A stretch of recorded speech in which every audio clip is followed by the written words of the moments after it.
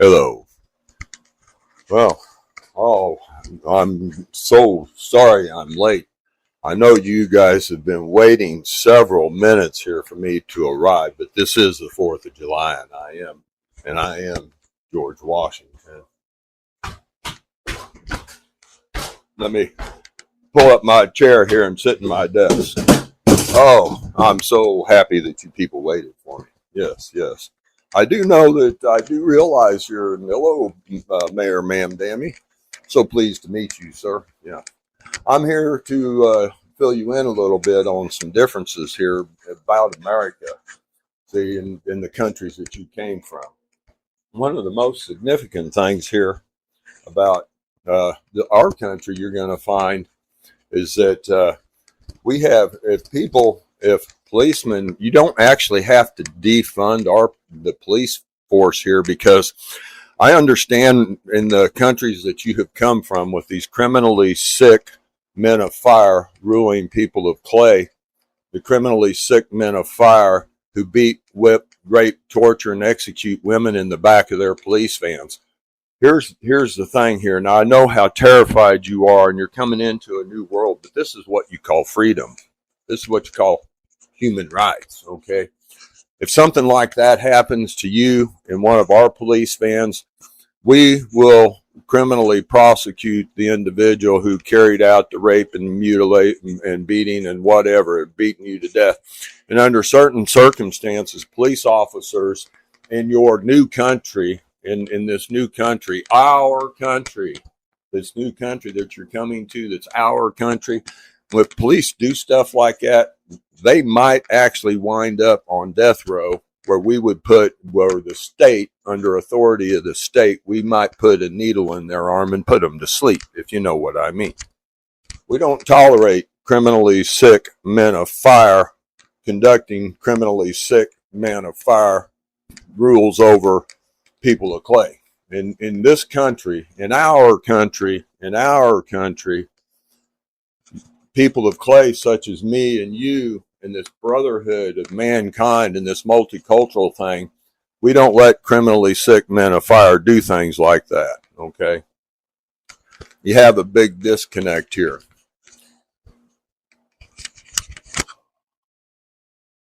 It's so wonderful to bring in people who have lived under criminally sick regimes. Do you know, in Islam, the whole idea, there is absolutely nothing under any Islamic, under the Sunnah, under the Hadith, or in the Quran that tells people what form of government they have to live under. Nowhere in the Quran does it tell you, nowhere in any Islamic nothing, and no precedent ever set by the Prophet, peace and blessings be upon him. He had never set a precedent. He never ruled a country. All he did was bring Allah's word to the mankind. He never ruled a country, and he left it that way. The only thing in the Quran that has anything even remotely close is largely interpreted to be that those who rule do so with the consent of the people who they rule, which you should be very familiar with. You will be very happy to know that in America, that is the foundation of our laws. So you don't have to let criminally sick people come to power operating criminally sick secret police forces. There are all these criminally sick people get together, all right, and they form this. And it really comes down to what we call the percentage of the whole. You know, what I mean by that is, look at ISIS. ISIS at its biggest point was maybe 50,000 heavily armed, just really brutal secret police, just no regard for human life kind of people. And it's actually, I think they're talking maybe 25,000. But anyway, let's give it 50,000. They ruled an empire of 10 million people overnight. All right. And they became the focus of not one, but two superpowers. Not only Russia, not only America, but Russia too. with two superpowers acting against this little enclave of 25, maybe 50,000 of these fanatics. They're secret policemen. 10 million people run around with their tail between their legs. They're scared to do anything because they know what's going to happen if they try. It's how a very small percentage of the whole winds up ruling the entire country. We're not much farther. The problem here, Iran's a little more of a problem, but not completely unsolvable.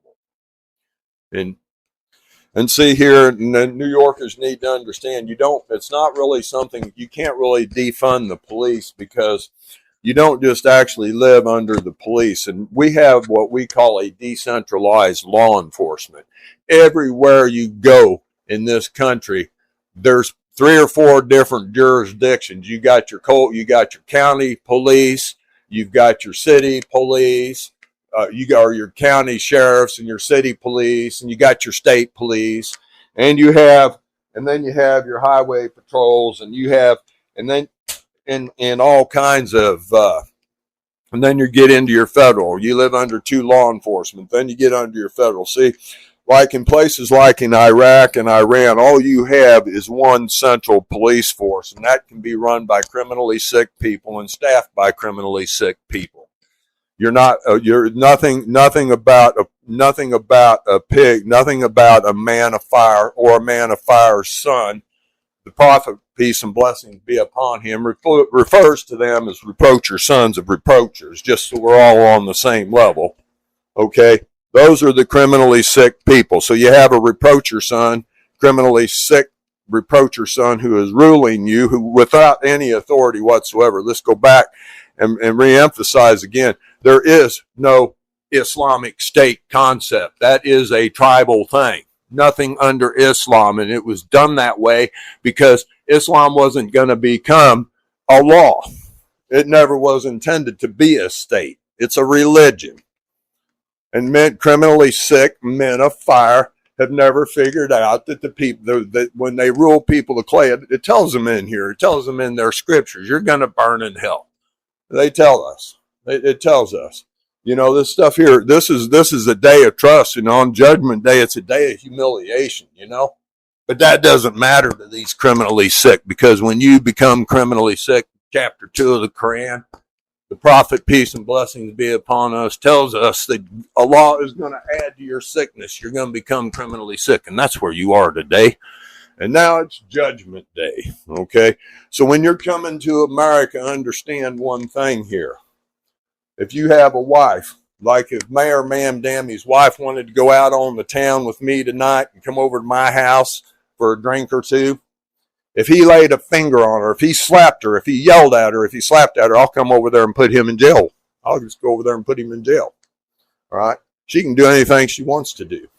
Any woman coming here, children, women, if anybody physically breaks anybody, this country is ruled on human rights. We're going to stand on it. We're going to stand real hard and tall. All right? We're not going to you don't have to defund our police, because our police are not criminally sick people. Police force is being run by criminally sick people like they have in these regimes over here, like Iran and Iraq used to be under Saddam.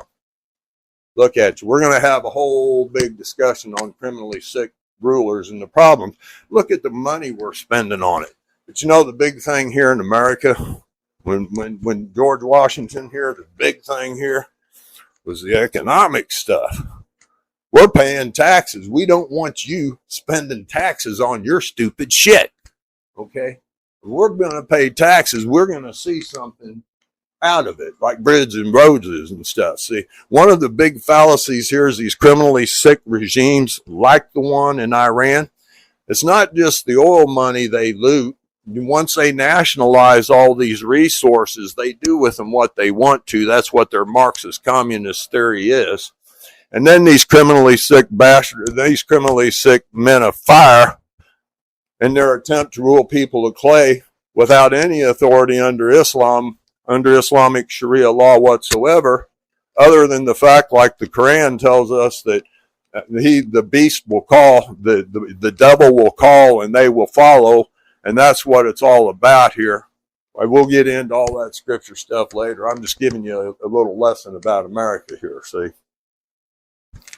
Uh, anyway, I guess we're done for today.